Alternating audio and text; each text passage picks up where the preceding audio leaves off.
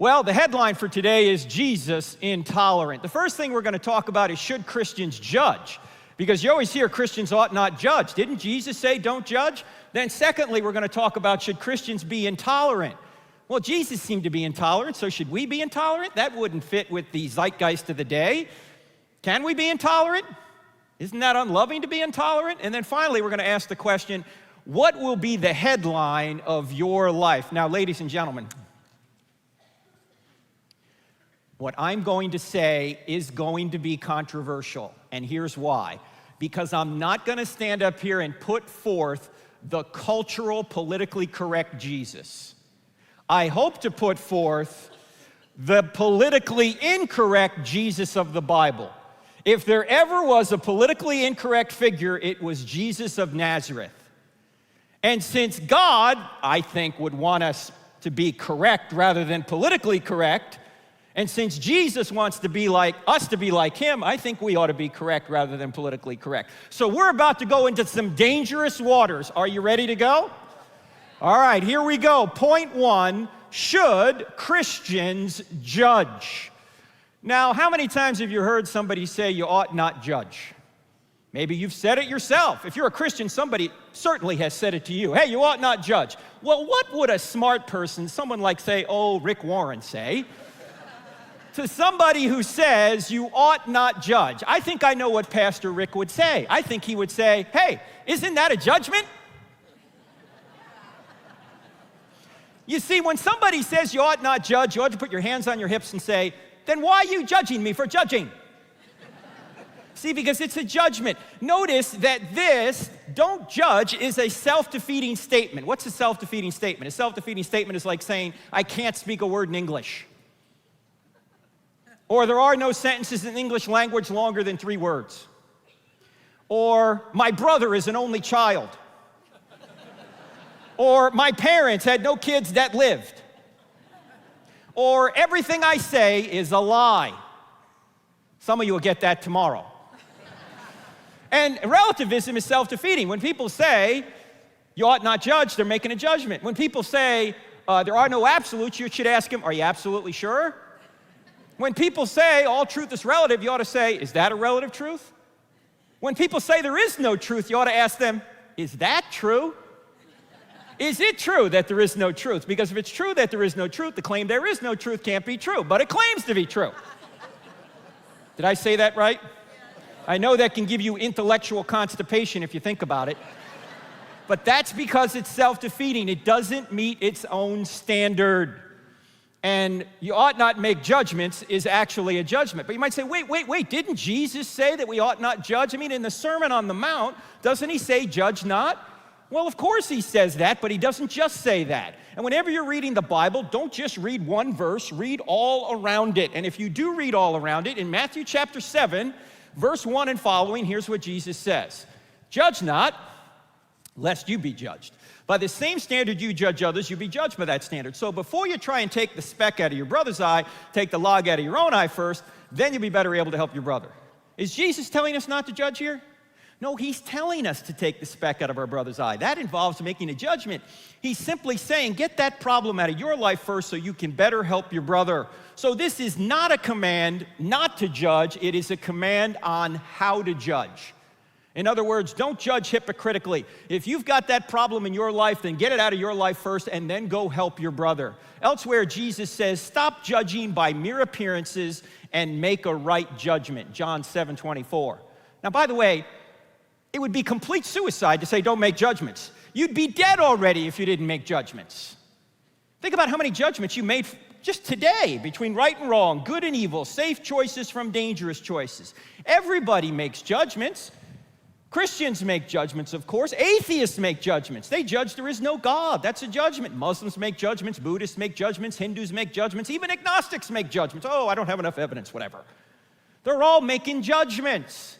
The question isn't whether or not you can make judgments. The question is, are your judgments true? Now, Jesus did save a very stern rebuke for people who were judgmental. And who were judgmental ones in his day? The Pharisees.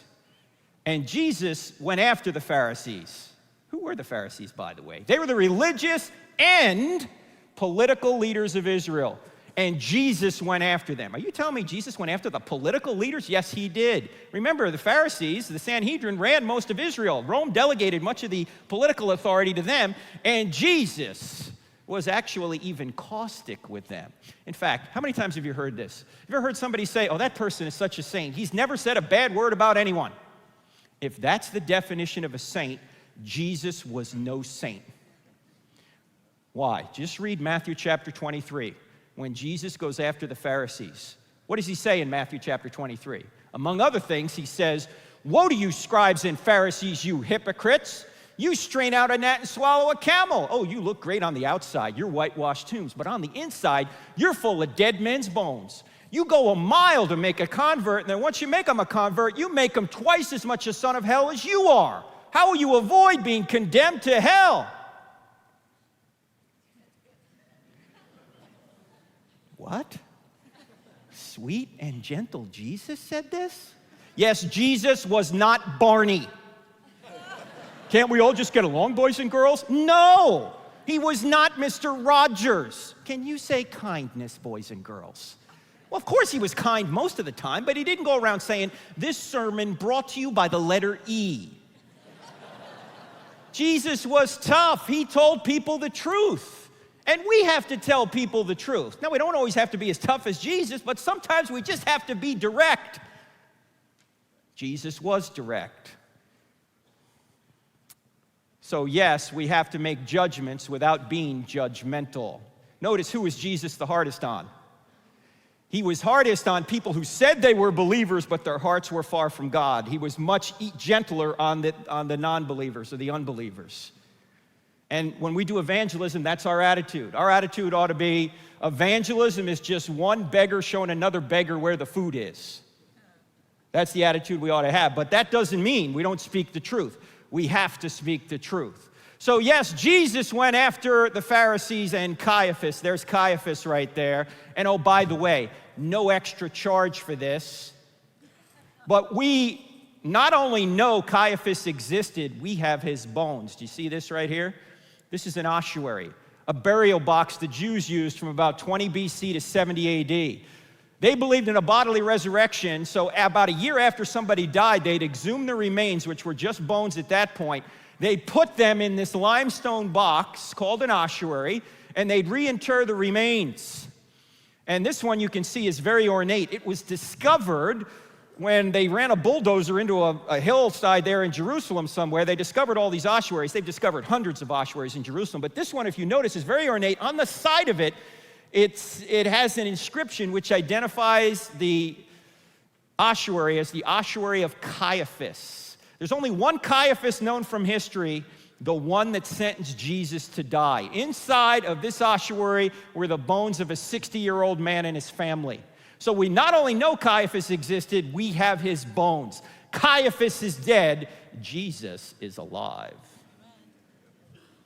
So, should Christians judge? Yes, without being judgmental. Now, that's kind of hard for me. I know it come across as judgmental, but that's because I'm originally from New Jersey, okay? But we're supposed to make judgments without being judgmental. Second question, should Christians be intolerant? This is a little bit more delicate. Let's take a look at it. Are Christians commanded to be tolerant?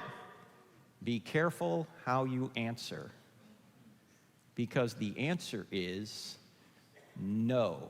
Christians are commanded to be loving. You see, tolerance is too weak. Tolerance says, hold your nose and put up with them. Love says, reach out and help them. In fact, tolerance is passive. Tolerance says, stop caring, stop loving. Just leave me alone. Love says, let me reach out and help you. Let me be active. Let me be salt and light. I'm going to do whatever I can to help you because I love you. And that might mean that I'm not going to tolerate the evil that you want to do. In fact, we know this as parents. We don't tolerate everything our kids do we? If we did, that wouldn't be loving. In fact, tolerance in the face of evil is an evil itself. If you tolerate evil, you're being unloving. So we're called to a higher standard. We're not called to be tolerant. We're called to be loving. Now, we need to be easy on people and hard on sin.